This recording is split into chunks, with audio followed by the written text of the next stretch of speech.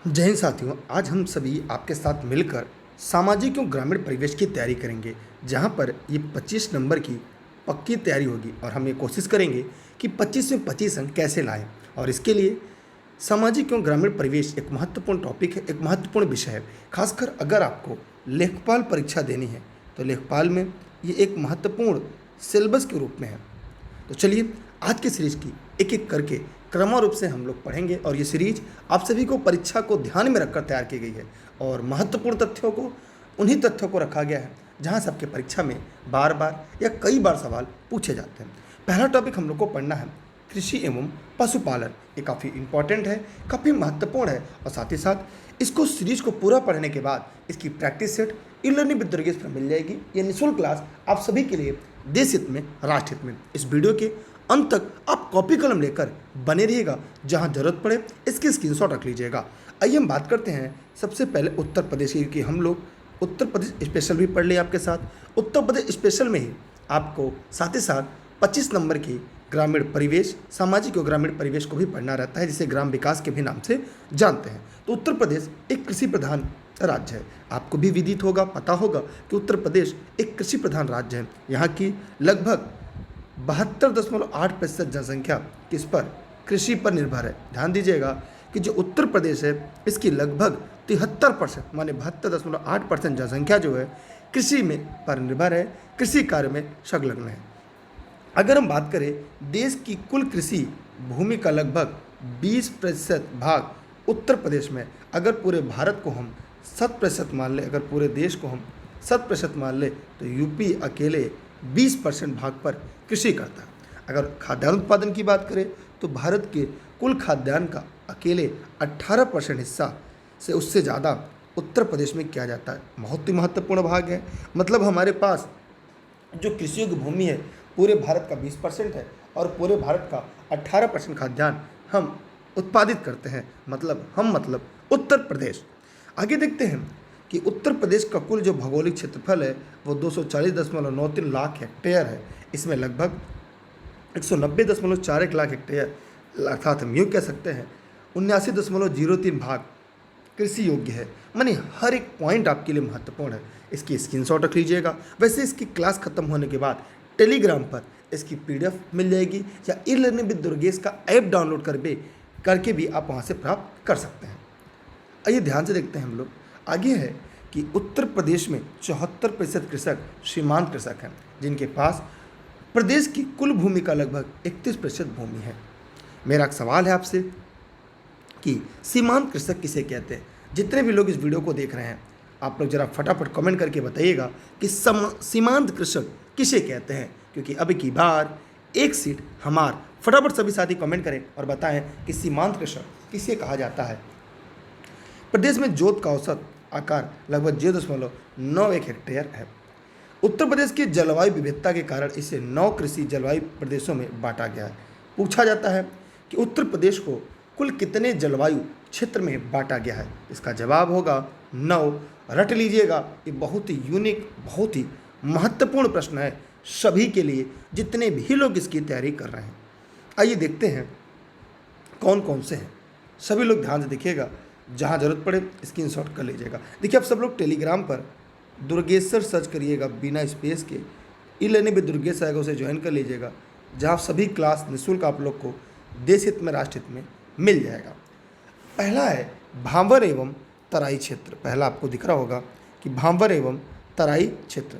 इसके अंतर्गत सहारनपुर, मुजफ्फरनगर, बिजनौर, मुरादाबाद, रामपुर, बरेली, पीलीभीत, लखीमपुर खीरी, बहराइच, श्रावस्ती आदि जनपदों को शामिल किया जाता है। ये आपका भाबर एवं तराई क्षेत्र के अंतर्गत आता है। दूसरा पश्चिमी मैदान, इसके अंतर्गत मेरठ मंडल एवं उसके आसपास के क्षेत्रों को शामिल किया जाता है। तो ये हो गया। तो अब हम इसी के साथ बढ़ते हैं अगले जलवायु क्षेत्र की तरफ, जो आपके सामने डिस्प्ले पे दिख रहा है।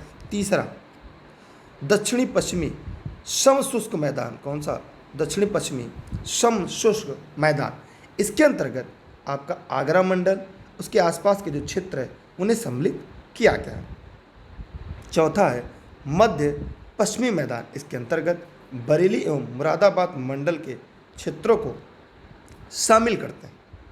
पांचवा है मध्य मंडल मैदान, इसके अंतर्गत कानपुर एवं लखनऊ मंडल को तथा फतेहपुर क्षेत्र को शामिल किया गया है।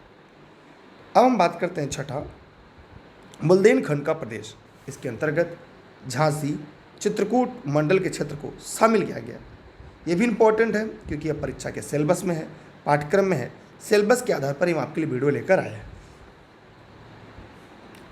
अब है उत्तर पूर्वी मैदान, इसके अंतर्गत गोरखपुर मंडल एवं गोंडा के क्षेत्र को शामिल किया गया। आठवां है पूर्वी मैदान, इसके अंतर्गत वाराणसी, फैजाबाद, आजमगढ़, इलाहाबाद, जौनपुर की कुछ क्षेत्रों को सम्मिलित किया गया है। आगे देखते हैं नौवां, इसके अंतर्गत मिर्ज़ापुर, सोनभद्र, दक्षिणी इलाहाबाद क्षेत्र को शामिल किया गया। मेरा सवाल है कि उत्तर प्रदेश को कुल कितने जलवायु क्षेत्र में बांटा गया है, तो उसका उत्तर होगा 9। अगर आपने भी इस प्रश्न का ऐसे प्रश्नों का उत्तर 9 दिया है तो इसका मतलब जवाब पूरी तरह से सही है। हम बढ़ते हैं अगले टॉपिक की तरफ। आप लोग वीडियो को शेयर करिएगा और चैनल को सब्सक्राइब कर लीजिएगा, और अगर वीडियो को अभी तक आपने लाइक नहीं किया है तो इस निःशुल्क क्लास को लाइक करिएगा, शेयर करिएगा, सब्सक्राइब करके रखिएगा। फसल की बात करें तो 3 प्रकार की फसल होती है हमारे यहाँ। पहला रबी की फसल, दूसरा खरीफ की फसल, तीसरा जायद की फसल। आजकल परीक्षा में पूछे जाते हैं निम्नलिखित में से कौन सा रबी का फसल का उदाहरण है या कौन सा नहीं है, निम्नलिखित में से कौन से खरीफ की फसल का उदाहरण नहीं है, या निम्नलिखित में से कौन सा खरीफ की फसल का उदाहरण है। माने इस तरह के प्रश्न आजकल के परीक्षाओं में बहुताय पूछे जाते हैं। ठीक है, किसी को यहाँ तक कोई दिक्कत, कोई समस्या, कोई प्रश्न हो तो पूछ सकता है, ताकि हम इसके साथ ही और आगे बढ़ सकें। ठीक है, यहाँ पे रबी की फसल की बात करें तो सबसे पहले हम लोग पढ़ेंगे खरीफ की फसल। पढ़ेंगे क्या हम लोग, पहले खरीफ की फसल। इसे जून जुलाई माने वर्षा ऋतु में बोई जाती है और अक्टूबर नवंबर माने वर्षा के समाप्ति पर इसे काट ली जाती है। इसका उदाहरण है चावल, मक्का, ज्वार, बाजरा, कपास, गन्ना, मूंगफली, सनई। ये इम्पॉर्टेंट है। इसके जो फसल के प्रकार है, माने बच्चा जब स्कूल पहले जाता था, याद करिए जब हम लोग छोटे थे, हम लोग जून जुलाई में स्कूल खुलता था, स्कूल में जाते थे, उस समय क से क ख पढ़ाते थे, माने खरीफ की फसल। और कब काट ली जाती है, जब 6 परीक्षा होती थी, अर्थात अक्टूबर नवंबर में। अब दूसरे नंबर पर पढ़ेंगे हम लोग रबी की फसल। यह खरीफ के बाद बोई जाती है, माने अक्टूबर नवंबर में इसे बोया जाता है, और मार्च अप्रैल में इसे क्या किया जाता है, काट लिया जाता है। माने गर्मी में जब वार्षिक परीक्षा होती थी तब इसे काट लिया जाता था। इसकी प्रमुख फसल है गेहूँ, चना, जौ, तिलहन, मटर, मसूर, अलसी, तंबाकू, सरसों। जो इसके एग्जाम्पल हैं, जो इसके उदाहरण हैं, वो आप सभी के लिए सबसे ज़्यादा महत्वपूर्ण है। कारण ये है, यहाँ से परीक्षाओं में सवाल आते हैं कि कौन सा रबी का फसल का उदाहरण नहीं है। जायद की फसल ये गर्मियों में बोए जाते हैं, फरवरी अप्रैल के मध्य बोई जाती है, मतलब मार्च अप्रैल, यहाँ पे लिख लीजिएगा, मार्च अप्रैल के मध्य बोई जाती है। जून जुलाई माने गर्मी में ही काट ली जाती है। ऐसे फसलों में पानी की मात्रा ज़्यादा होती है, इसलिए ककड़ी, तरबूज, खरबूजा, खीरा, मूंग, काशीफल आदि इसके एग्जाम्पल है। ये भी आपको इम्पॉर्टेंट है। जैसे ककड़ी हुआ, खीरा हुआ, तरबूज, इसमें देखिए पानी का अंश ज़्यादा होता है, तो गर्मियों में पानी की जरूरत पड़ती है। ऐसे फसल को हम जायद की फसल कहते हैं। इसमें से एक प्रश्न तो आपकी परीक्षा में जरूर से आएगा, जरूर से पूछा जाएगा, इसलिए इतने की स्क्रीनशॉट आप अपने पास रख सकते हैं। अगर अभी तक आपने यहाँ तक वीडियो को देखा है तो आगे भी इस वीडियो के बने रहिएगा अंत तक। यहाँ पे ध्यान से देखते हैं प्रमुख फसल, उनके उत्पादन क्षेत्र। इसके बाद अब हम लोग एक अगले टॉपिक लेकर आएंगे जहाँ पर हम लोग पढ़ेंगे कि उत्तर प्रदेश के प्रमुख फसल और उनका उत्पादन क्षेत्र। यहाँ तक आपके लिए महत्वपूर्ण था जो मैंने बता दिया। आप लोग ऑनलाइन क्लास या नोट के संबंध में अगर कोई जानकारी चाहिए तो ई लर्निंग विद दुर्गेश के ऑफिस के नंबर पे जानकारी ले सकते हैं।